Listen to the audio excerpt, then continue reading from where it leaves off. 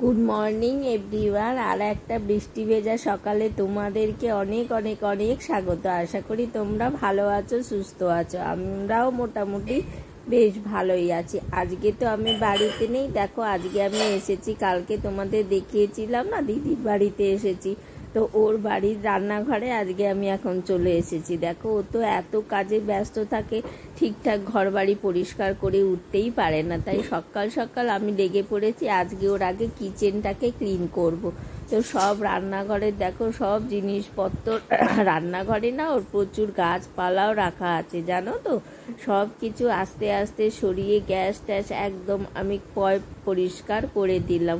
প্রথমে আমি গ্যাসের কাজটা পরিষ্কার করে নিলাম জানো তো, এত মানে মানে সময় পায় না, তো সেই জন্যে সেইভাবে পরিষ্কার করে উঠতে পারে না। তাই আমি যখন এসেছি তাই জন্যে ভাবলাম সকালটায় একটু ফাঁকা আছি, বাড়ির মতো তো অত চাপের কোনো ব্যাপার নেই, তাই সেই জন্যে আমি কিচেনটা ওর ক্লিন করে দিচ্ছি। তো চলে এসেছি আমি তোমাদের সাথে আর একটা নতুন ভিডিও নিতে, ততক্ষণ কিন্তু শেষ অবধি তোমরা আমার পাশে থেকো আর ভিডিওটা দেখতে থেকো। তোমাদেরকে কিন্তু ভিডিও শেষে একটা জিনিস দেখাবো।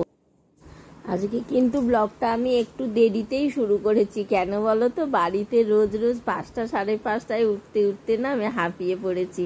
তো সেই জন্যে এখানে এসেছি, যখন ভাবলাম না সকালে আর উঠবো না, এখানে তো আর চাপের ব্যাপার নেই, তো সেই জন্য একটু দেরি করেই ব্লগটা শুরু করলাম। দেখেছো কত ছোট ছোট গাছ এইসব জানলাগুলোতে না রাখা থাকে, আসলে ও তো বেরিয়ে যায়, জানলাগুলো একটু খুলে দিয়ে যায়, তাই জানলার মধ্যেই হাওয়া পায়। আর এই গাছগুলো তো জানোই তোমরা, এগুলোতে জলের কোনো প্রয়োজন হয় না। তো সেই যাই হোক, একটা একটা করে দেখো যেগুলো রাখার সেগুলো রেখে দিয়েছি, আর যেগুলো মনে করছি যে ফেলে দেওয়ার সেগুলোই ফেলে দিলাম। তো এই করেই আমি রান্নাঘরটা ওর পরিষ্কার করে দিলাম।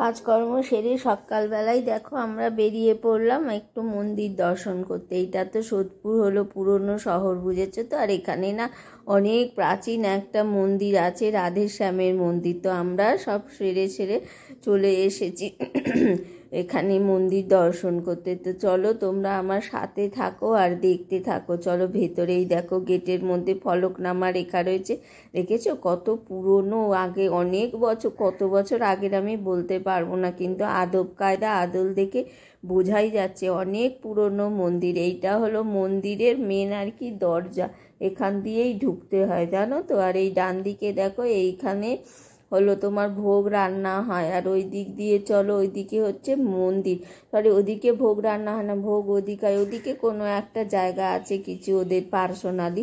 এই যে দেখো এইভাবে দেখে বুঝতেই পারছো, দেখছো কত পুরনো আগেকারের মন্দির এইটা। এটা হলো রাধেশ্যামের মন্দির। চলো তাড়াতাড়ি আমরা মন্দিরের ভেতরে ঢুকে পড়ি।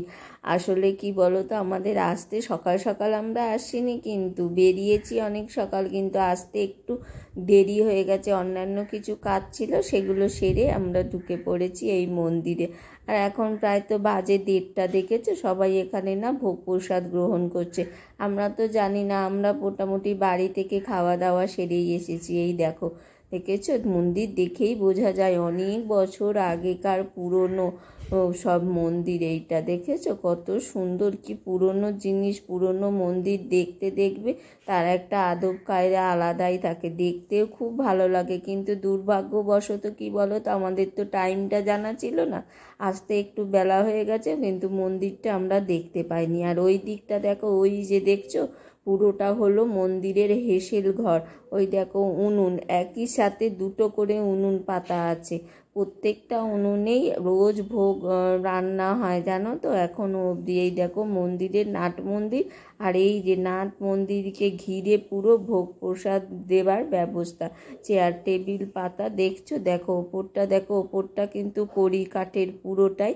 আর এইটা হচ্ছে নাট মন্দির, আর ওইখান থেকে বসে দেখা যায় শ্যামের